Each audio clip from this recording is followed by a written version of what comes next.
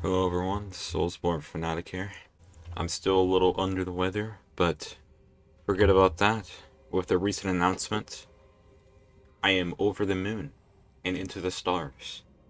Elden Ring is receiving its first DLC, and it's called Shadow of the Erdtree.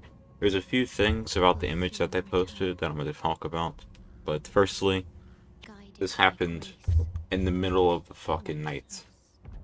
Just like I woke up and I saw this on Twitter at 3 in the morning, and I was just like, wow. I thought the Elden Ring account got hacked, and I'm very pleased to say it wasn't. So allow me to read what they posted. Rise, Tarnished, and let us walk a new path together. An upcoming expansion for Elden Ring, Shadow of the Erdtree, is currently in development. We hope you look forward to the new adventures in the lands between. Okay, so the image that they posted along with this tweet is a very interesting one. And there's a few things that you are going to notice immediately. You're going to see Torrent, a horse that looks very familiar. You know, that's probably Torrent. And then you got what looks like a little boy, who I can only assume to be Mikola, riding Torrent in a field. You have all these, like, transparent graves, I assume. You got towers over there that are kind of ruined. Bunch of ruins around the place.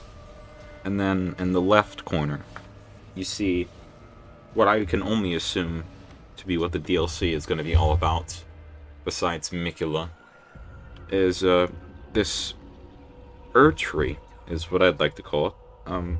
It looks familiar. It looks like it could be something along the lines of an Erdtree. Maybe a primordial version of an Erdtree. The DLC is called Shadow of the Erdtree, so I'm assuming that it's going to explain the origins of the Erdtree. As you know, if you played Elden Ring and you made it to the secret zone in the top left corner, the Halig trait, Mikula rebelled against the Golden Order and the Erdtree because it couldn't cure Melania, and I'm assuming that this might touch on that. This looks like it might possibly either... It could be Mikula's dream. I'm assuming that you're going to go to the cocoon that Mikula is in and enter his dream there. Or you're just going to travel back in time. Either way, this is fascinating. So a few things I'd like to get out there.